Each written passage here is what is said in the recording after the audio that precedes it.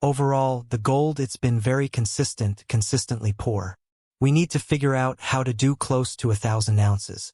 Parker Schnabel is facing one of the most challenging seasons of his mining career. Right from the beginning, his operation has been plagued by logistical issues, forcing his team to work non-stop for 4 straight months. The placement of wash plants and the long distances needed to haul pay dirt have seriously impacted production. His Dominion Creek claim, which holds massive potential, still hasn't produced the gold needed to meet his aggressive target. While gold output has been consistent, it's been consistently poor. Parker knows that if he wants to hit his ambitious goal of 1,000 ounces per week, drastic changes need to be made to improve efficiency and move large amounts of pay dirt. That's why Parker has introduced 2 colossal S60 rock trucks to his fleet. These massive machines form a powerhouse hauling team capable of moving up to 600 yards of dirt per hour, nearly double the capacity of standard mining trucks. This major upgrade is crucial in his push to meet the 1,000 per week target. But running these giant machines at full capacity comes with serious risks. The trucks are being pushed to their limits, and Parker knows that even a single breakdown could bring the entire operation to a grinding halt. I've talked to my dad a lot about loading trucks. Do you get greedy and overload them a lot, or do you go with what they're rated for? And my dad's like, no, just go with what they're rated for. Maybe it's 'cause my dad says not to do it. This is why I do it. Despite this, he's willing to take the risk to keep production moving at full speed. At the long cut, Parker's team is extracting pay dirt from the downstream end, where massive amounts of material must be hauled to keep operations running. The gold yield fluctuates week to week, and Mitch, who oversees the site, is determined to secure a strong cleanup, but a major problem looms over the operation. There are no spare trucks available. Parker refuses to divert resources from other projects, meaning production must continue with the existing fleet. This puts immense pressure on both the crew and the equipment as the operation has to run 24/7 to stay on track. Parker knows that to maximize efficiency, he has to take risks. Despite his father's advice to always follow manufacturer load ratings, Parker admits he often does the opposite. He deliberately overloads the trucks in pursuit of maximum efficiency, pushing them beyond their recommended limits. At the start of the season, Parker had set his sights on mining 10,000 ounces of gold. However, after multiple setbacks, he has now lowered his expectations to at least 8,000 ounces. Adding to the pressure, only 2 out of his 3 wash plants are operational this week. The 3rd wash plant at Sulphur Creek has shut down after running out of stockpiled pay dirt. With limited crew members available, Parker has no choice but to focus on the unpredictable Dominion Creek claims, including the notoriously difficult long cut. They're pulling the PER from the downstream end of the long cut, and we got a lot of material that's got to make it up to Roxon to keep it running. Among the crew is 22-year-old James CTS, a greenhorn miner operating one of the massive A60 rock trucks for the first time. Eager to prove himself, James sees this as a valuable learning experience.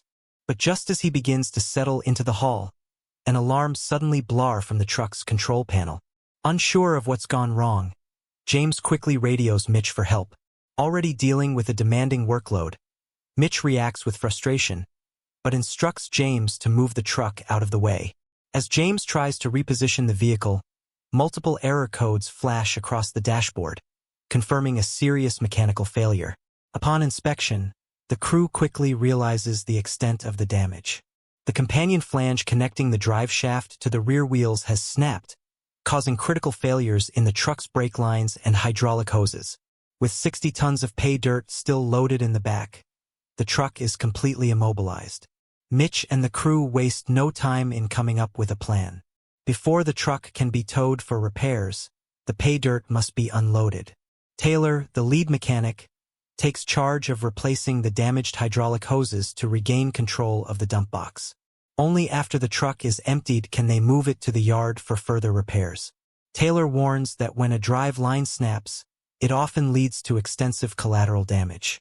The team braces for a labor-intensive repair process, knowing that every minute the truck is down means more lost production.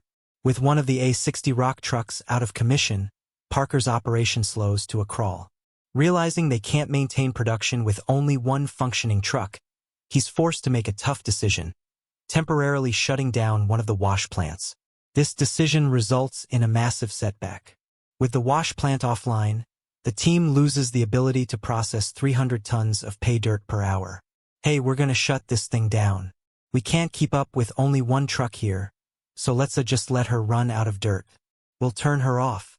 This directly impacts their gold yield, putting their season goal in jeopardy.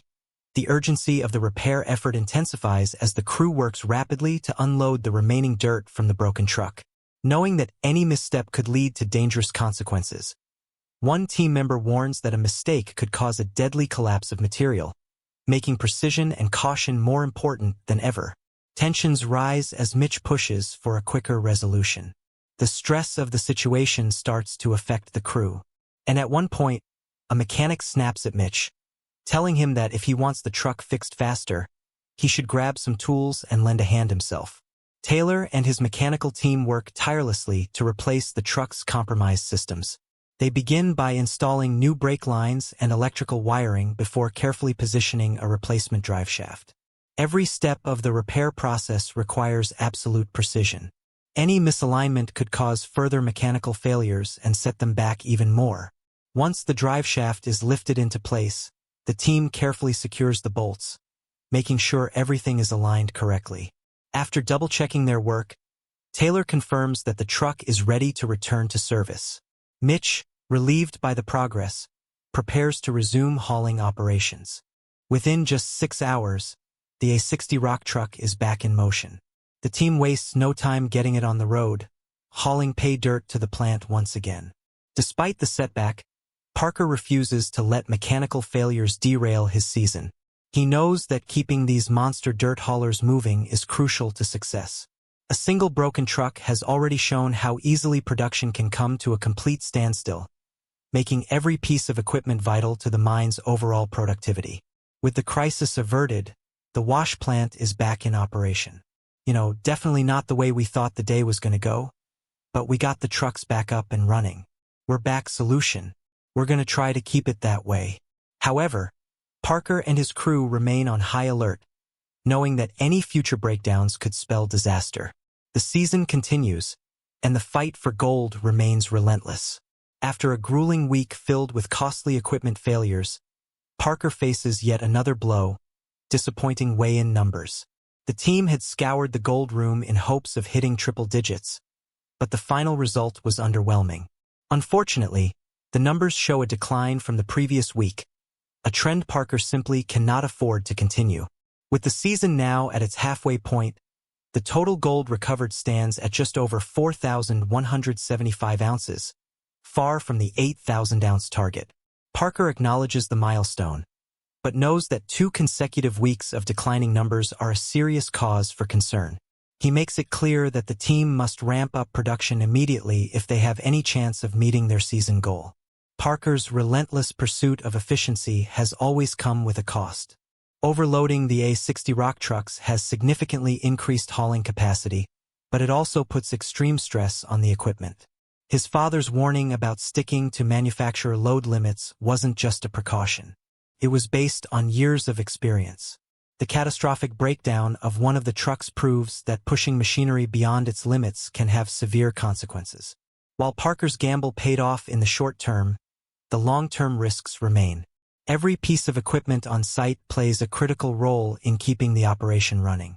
A single failure can lead to a chain reaction of delays, forcing shutdowns, and increasing production costs.